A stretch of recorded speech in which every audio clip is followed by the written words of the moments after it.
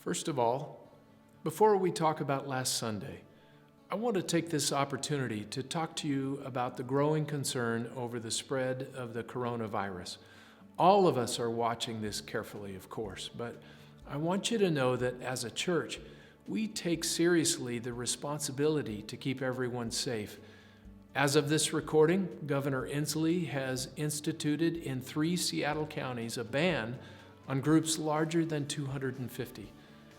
Now, in the email we've sent out is a copy of the statement we distributed at church on Sunday, so you can read it. But please, if you're at all concerned or not feeling well, if you're considered a senior adult, or if your health is compromised in any way, do not risk exposure to the coronavirus or any other flu.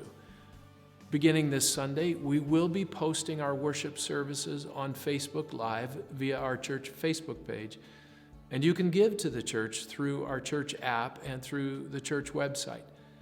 Not only is our church here for good, we want you to be too, so don't risk it. Now, if you were not with us last Sunday, what a powerful time of worship we shared together. There was a strong sense of the Lord's presence among us as we worshiped. The testimony from Angel and Jacinia Larios was incredible. And if you weren't there, go to our Here for Good page on the church website and you can see it. And then our message Sunday reinforced that we are here for good. In Psalm 37, King David asked the question, how can we live a life of faith in a world where evil seems to be rewarded and bad things happen, like the coronavirus? The answer is in verse 3. Trust the Lord and do good. Live in the land and farm faithfulness. Jeremiah repeated this instruction in his letter to the Jewish exiles in Babylon, found in chapter 29. Verse 7 is key, and it says, work for the peace and prosperity of the city where I sent you into exile. Pray to the Lord for it, for its welfare will determine your welfare.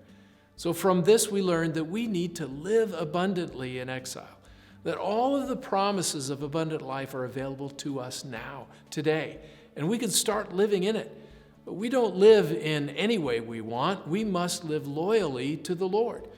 This abundant life is only available to those who are submitted to God in Christ and living for Him.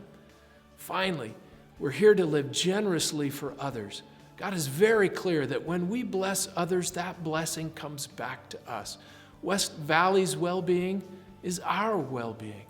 Over 100 households added their Here for Good commitments to those of our leaders, and that brings our total to 160 of our 260 households. Over the next 3 weeks, we will continue to receive your Here for Good commitment cards. So if you haven't joined in yet, please do. You can mail it or drop it off at the church or drop it in the offering on Sunday. Our goal is 100% participation. And we're confident that whatever God lays on each of our hearts to commit, that will be the goal that God has set for us. We set a goal of 1.6 million. But we have far more projects than what we can do with that. So whether the total is less or more than that, if we all participate, the total will be exactly what God intends for us. So please participate and join us on the 29th of this month when we will all bring our first fruits offerings, at least 10% of your commitment if you can, or at least as much as you can. And then we'll announce the grand total of our commitments. So stay safe. I'm praying for you, and we'll see you Sunday.